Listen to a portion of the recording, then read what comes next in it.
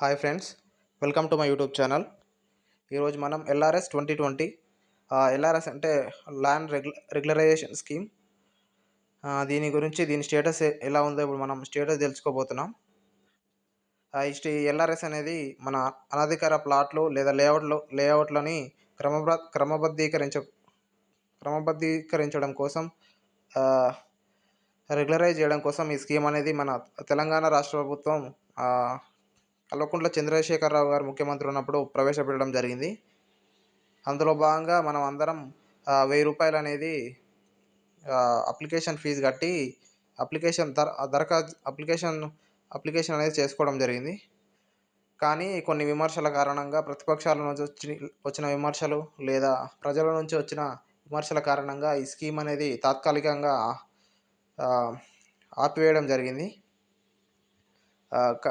కానీ చాలామంది ₹1000 కట్టి రెగ్యులరైజేషన్కి అప్లై చేసుకున్నారు. మన ఇప్పుడు ప్రస్తుతం 2023 డిసెంబర్ 9న మన కాంగ్రెస్ ప్రభుత్వం అనేది ఏర్పడింది. మన ముఖ్యమంత్రి రేవంత్ రెడ్డి గారు మళ్ళీ ఈ స్కీమ్ని తెరపైకి అనేది తీసుకురావడం జరిగింది. కానీ అది ఇప్పుడు మీరు ఈ స్టేటస్ అనేది ఇప్పుడు మీరు అప్లై చేసుకున్నారు కదా, మీ స్టేటస్ అనేది ఎలా ఉంది అనేది తెలుసుకోవడం కోసం ఇప్పుడు నేను ప్రాసెస్ చెప్పబోతున్నా. ఫస్ట్ మీ క్రోమ్లో పోయి ఎల్ఆర్ఎస్ అని సెర్చ్ చేయండి. ఎల్ఆర్ఎస్ అని సెర్చ్ చేయగానే ఇక్కడ మనకు ఎల్ఆర్ఎస్ ఫస్ట్ వెబ్సైట్ మీద క్లిక్ చేయండి. తర్వాత ఇక్కడ సిటిజన్ లాగిన్ అని ఉంది కదా, ఇక్కడ సిటిజన్ లాగిన్ మీద క్లిక్ చేయండి. తర్వాత ఇక్కడ మొబైల్ నెంబర్, మీ రిజిస్టర్ మొబైల్ నెంబర్ మాత్రమే ఎంటర్ చేయండి. రిజిస్టర్ మొబైల్ నెంబర్ ఎంటర్ చేస్తేనే ఇది లాగిన్ కావడం జరుగుతుంది. దాన్ని కూడా ఇప్పుడు ప్రూఫ్ చూపిస్తాను మీకు. జనరేట్ ఓటీపీ మీద క్లిక్ చేయండి.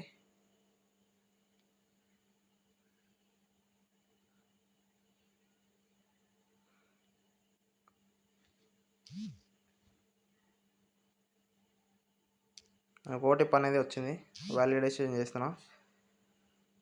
ఇట్లా మనకు ఇట్లా వెబ్సైట్ అనేది ఇట్లా ఓపెన్ అవ్వడం జరుగుతుంది. ఇక్కడ 3 డాట్స్ మీద క్లిక్ చేయండి. క్లిక్ చేసినాక ఇక్కడ అప్లికేషన్ స్టేటస్, ఇక్కడ అప్లికేషన్ స్టేటస్ అని ఉంది కదా, అది స్టేటస్ మీద క్లిక్ చేయండి. కొంచెం టైం తీసుకుంటుంది. ఇప్పుడు మనం ఎన్ని అప్లికేషన్ చేసినామో ఆ మొబైల్ నెంబర్ మీద అన్నీ చూపిస్తుంది. ఇప్పుడు ఇక్కడ చూసినావు కదండి, మా ప్లాట్ అనేది ఒకటి రెగ్యులరైజేషన్కి అనేది అప్లై చేసుకున్నాను ఎల్ఆర్ఎస్ స్కీమ్లో భాగంగా.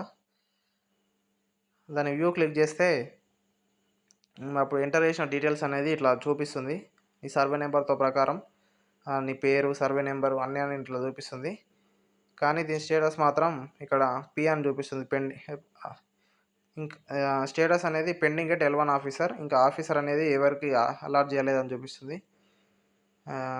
ఇదే ఫ్రెండ్స్, మీకు కూడా ఎవరికైనా ఈ నాట్ అవైలబుల్ అని చూపిస్తుందా, లేకుంటే పెండింగ్ అని చూపిస్తుందా, ఏమైనా సక్సెస్ అని చూపిస్తుందా అనేది మీరు ఇలా తెలుసుకోవచ్చు.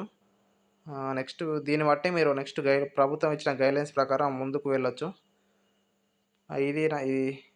నేను రెండు అప్లికేషన్లు వేసాను కాబట్టి రెండో నాకు పెండింగ్ అనేది చూపిస్తుంది. వెరిఫికేషన్ అనేది ఇంకా స్టార్ట్ అవ్వలేదు.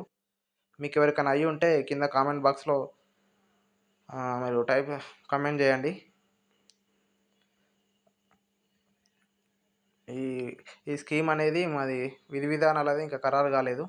ఖరారు అయినాక నెక్స్ట్ ప్రాసెస్ అనేది చూద్దాం. Thank you.